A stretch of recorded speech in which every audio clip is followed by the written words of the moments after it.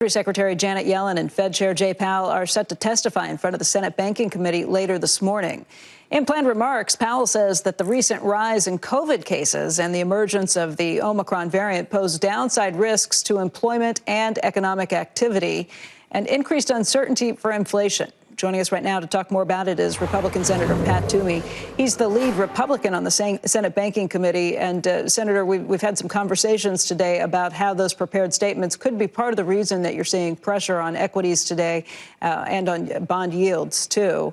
Look, it sounds like Jay Powell is saying no matter what happens, the last playbook may not be the one that we play this time around, because he sounds much more concerned about inflation at this point.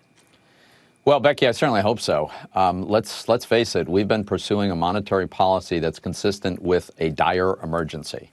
I get why we took interest rates to zero and started massive bond buying in March of 2020 when our financial markets were freezing up and the economy was falling off a cliff. I get it. That was almost 2 years ago. We've had a tremendous expansion since then. The bond buying should have ended a year ago.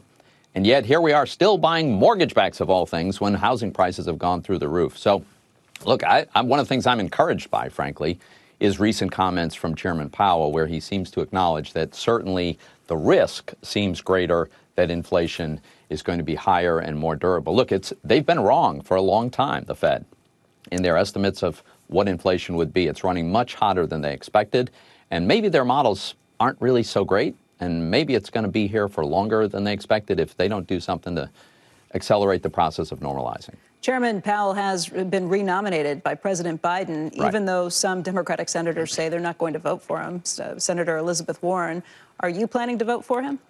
Yeah, I am, and I've said so publicly. Look, I've got strong disagreements with Chairman Powell and all of his colleagues, by the way, with respect to monetary policy, and that is a big deal. But, you know, this post, the question about this post and his role there, it's not just a referendum, it's really a choice. I think the alternative would be even more dovish than he has been. I think he has acknowledged that inflation's running hotter than is really acceptable. But I would also argue it's not just about monetary policy. I think his leadership during the crisis was excellent. I think his cooperation as we developed the CARES Act was really very, very solid. I think he's taken a very thoughtful and sensible approach to the regulatory role, which, as you know, that's a big part of what the Fed does. And I also happen to think, and I could be mistaken on this, but I think there's a very real chance that over the next tenure of a chairmanship, the Fed is going to decide whether or not, and probably will decide to, develop a digital dollar. And how that's done is extremely important. And I think he would provide really good, thoughtful leadership in that regard. So for all those reasons and others, I will be supporting his confirmation. What questions do you have for him today and for Treasury Secretary Janet Yellen?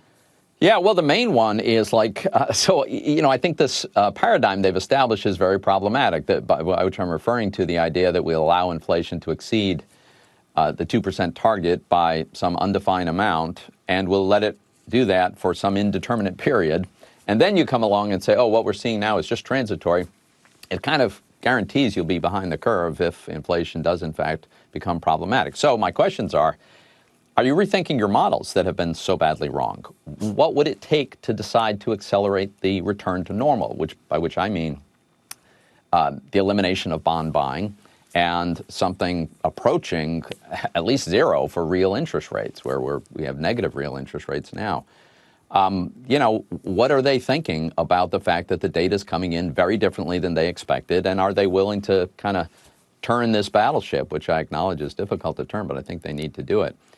For Secretary Yellen, a couple of different questions. One is, the centerpiece of their international tax plan is this agreement with all the other countries in the world that they all get to tax American companies and take some revenue that currently goes to the U.S. Treasury.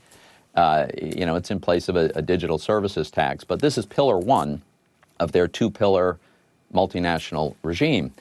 Well, the fact is that requires a change in existing treaties, and treaty ratification requires a two-thirds vote in the Senate.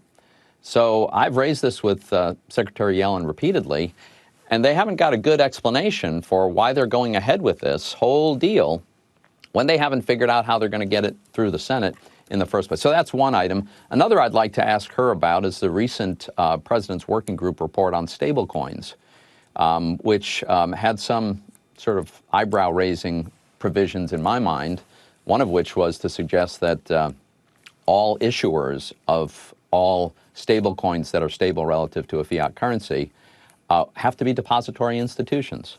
That's a little counterintuitive to me. So lots of questions, not a lot of time. You know, Senator, just watching through what's happened with inflation, I know that's been a huge concern of yours. It's been a huge concern for savers, too. People who have done the right thing and put money aside have gotten penalized for a long time. Earlier this morning, we were talking about an investment that not a lot of people know about, but it's a pretty decent one if you're worried about inflation, I-bonds. These are inflation bonds that the government sells. They're fully backed by the Treasury. They've got a return right now because they're indexed to CPI of 7.12% on an annualized basis. And that's a pretty good return. But there's a $10,000 limit on that. What do you think about the investment and any chance you would push for that limit to get raised? To raise the threshold for how much you can put into it. Yeah. Look, I'm open to all kinds of investment vehicles that will allow someone to hedge the risk of inflation in their portfolio. As you know, there's lots of ways to do it. Real assets, precious metals, there's lots of ways. Many equities will do well in an inflationary environment. Here's my concern. It's the, 40% of Americans who don't have any investments. And for the purported goal of helping employment and presumably helping working class folks, what's happening to them right now is setting them backwards because the cost of the things they buy is growing faster than their wages. So every day that this continues, every day that we wait in the hope that this is all transitory, working class Americans are set back. That's my biggest concern. It does sound like Jay Powell, though, in his prepared remarks, is much more concerned about it, too. Even the idea of saying that it's run beyond 2% longer and hotter than they'd like it to. Exactly. And as I said at the beginning, that I find that encouraging that he is acknowledging that there's a problem here. And hopefully the follow-up to that is to do something about it. You think he had to wait until he got renominated to be able to do this? I don't know. I really think he's trying to do what he thinks is right. And let's face it, the consensus of Fed economists is that this is all fine and this is all going away. So it's not as though he was trying to drag the institution somewhere else. I think arguably he's kind of trying to drag the institution to realize just, how far off it's been. You're pretty fiscally conservative, and you've been concerned about these issues for a long time. Where would you say your level of concern lies at this point, if you're putting on a scale from 1 to 10? Well, I would say it depends a lot on whether our Democratic colleagues pass this monstrous spending spree that they want to continue, right, with this unprecedented new bill that will clearly make this much worse. The spending is heavily weighted in the early years. It's meant to go on permanently, but in the statute, because for budgetary gimmicks, it's heavily weighted in the early years. Revenue is supposed to come in the latter years. So they would dramatically increase the size of the deficit in the early years. That increases the amount of debt we've got to borrow. Their programs will probably diminish workforce participation, lower productivity. That's what Wharton School has done that analysis. That's not just me. And at the same time, they're going to increase demand. So let's see. You're going to further crimp supply and goose demand at a time when demand is extremely high. I think that's likely to make things worse. So, yeah, I've got a pretty high level of concern now. And if the Democrats have their way, it'll get worse. Senator, we appreciate your time today. Good luck at the hearings. We'll be watching, and we'll talk to you soon. Thanks for having me, Becky.